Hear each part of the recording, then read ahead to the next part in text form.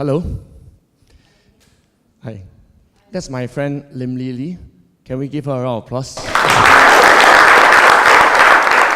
And that's her guide dog, Niece.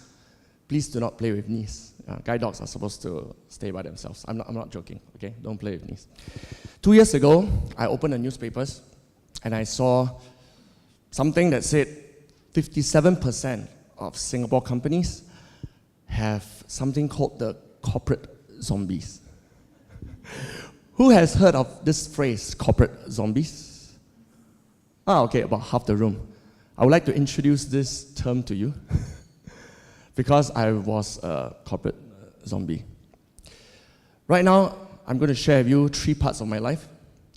I'll call it before corporate zombie, during corporate zombie, and after. Oh, very clever.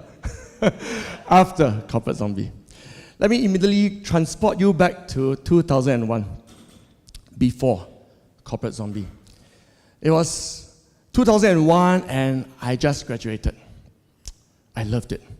I love learning, I love working, I love contributing to the company. The company was Singapore Stock Exchange. They gave me a scholarship to study. I was very grateful to them and I started working there. I knew nothing about finance, but I didn't care. I treated it as a paid education. Instead of me paying to get Masters of Finance, they pay me monthly. How great is that? I remember my first month in SGX. It was crazy. My boss asked me to go into the board meeting. The board meeting is more important than even the EXCO meeting. And I was a complete newbie. If your boss asked you to go to somewhere where you will look like a total idiot, how would you feel? Who would embrace it like, woo! No? Wonderful, wonderful, yes. And that was my sentiment exactly. I was thinking like, what a privilege. I could go into the board meeting as a completely junior guy and I could ask any question because I was a total idiot and they knew it. To be an idiot and people knowing it, that's a different thing. Yeah, and they knew I was an idiot and I could ask any question. My learning curve was steep, but I loved it.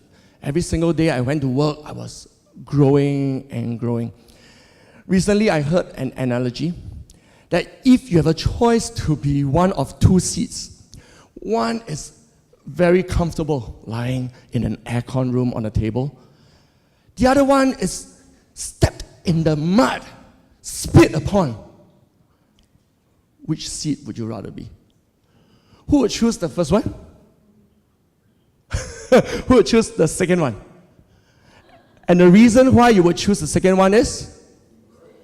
Yes, that is the only way to grow. The only way. In fact, in my life experience, I do not know of any other way to grow. So I embrace all the crises that came into my life. Let me now introduce you to part 2. What is part 2? Corporate zombie. Are you excited?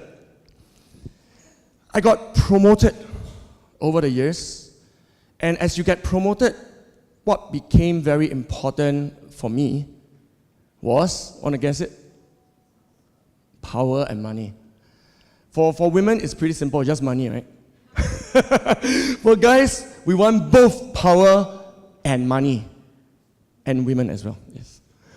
And that was the period of my life where I was after promotion. You know the phrase, climbing corporate ladder? Or rat race, they call it. I was so evil, I tell you, I plotted for someone to leave. I seldom tell this story, but today is a very authentic day, so let me tell this story without any names, of course. I was in a Japanese bank, and I'm not Japanese, I don't speak Japanese. And there's this Lehman Brothers banker who came in to our bank, and he speaks American English, fluent Japanese, and I felt threatened. In 6 months, he would either stay and become head of department, or he would be asked to go. And his destiny was lying in my hands. So guess in 6 months' time, when the head of Asia Pac came to me and said, hey, what do you think of so and so? You want to guess my answer? Oh, he's horrible. In fact, sir, I printed some emails to show you that, what he has done wrong and said wrong to certain companies. For those people who know Eugene Seah, I'm not like that. I have no idea till today. I look back and I wonder, how did I become such a person? At home, I'm such a loving dad, playing with my children. And in office, I was horrible. I wasn't like a human being at all. I was managing a team of 16 people across Asia Pac. I was based in Hong Kong at the time.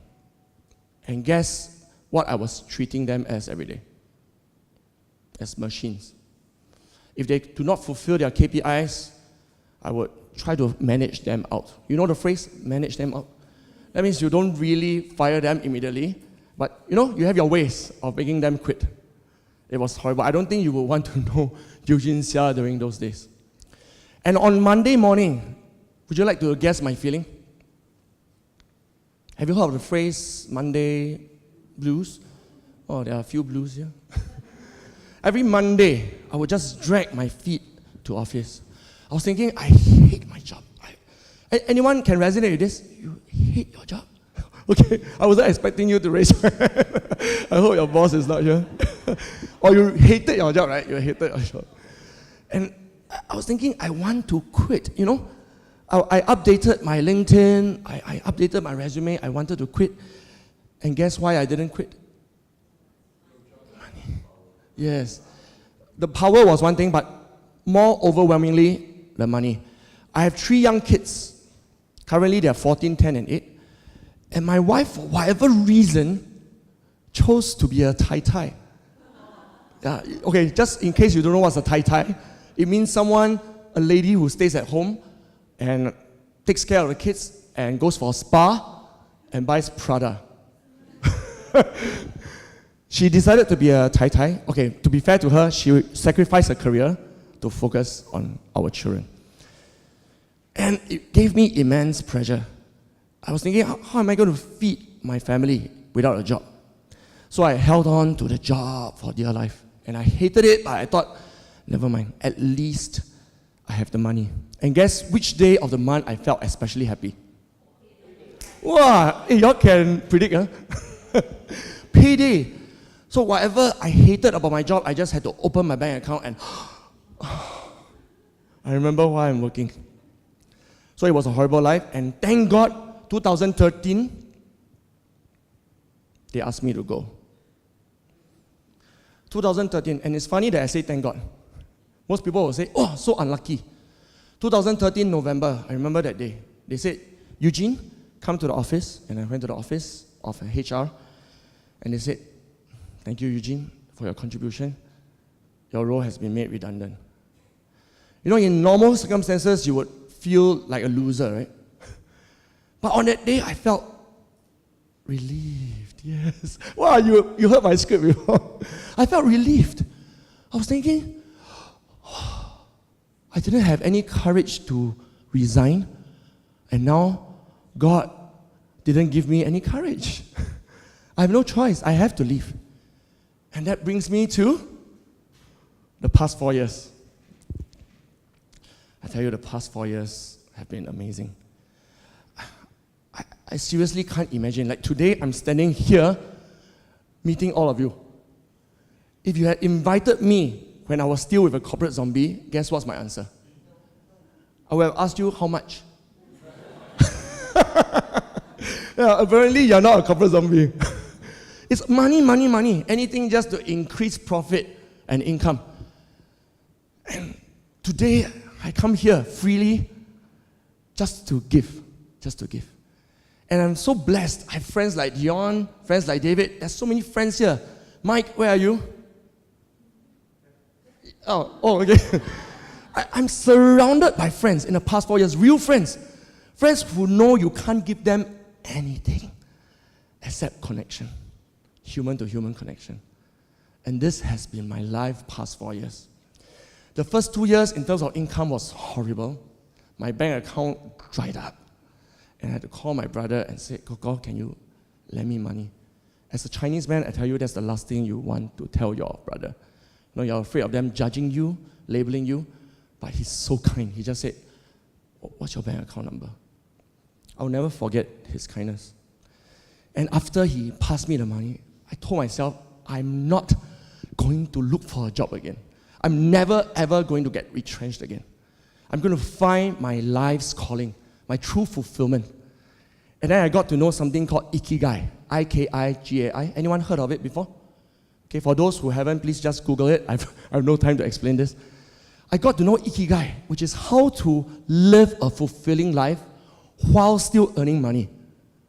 And I decided to embrace it. I started a company called Trainium, and I just went out and taught and coached and spoke. Anything that I love to do. Raise funds for charity, make friends with everyone, including Lily, anyone.